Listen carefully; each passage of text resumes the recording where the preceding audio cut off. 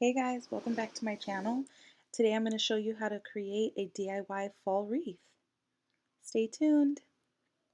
Okay, so here I'm actually using the same wreath I actually use all year round. I bought this wreath at Michael's last year for 50% off at the end of the season.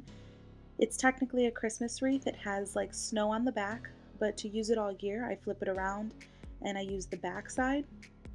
And really what I do is I find flowers to fit the season and just sort in throughout the wreath itself to create something that is special to me and particular to my style.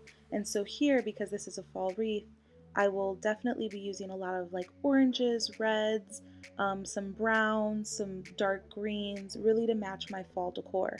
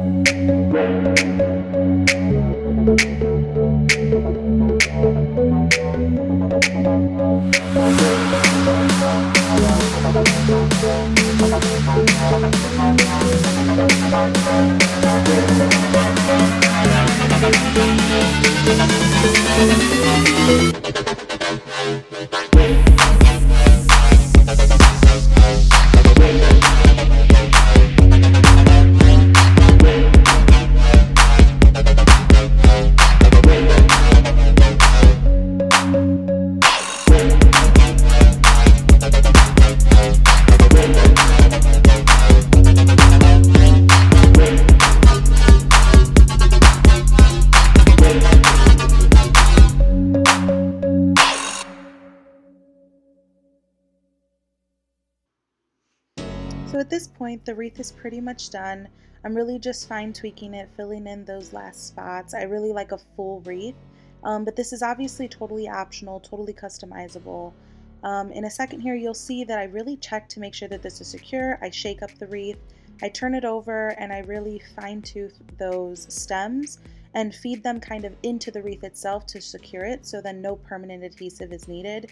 Um, I really hope you guys like this. I really like the final product. Let me know if you have any questions in the comments.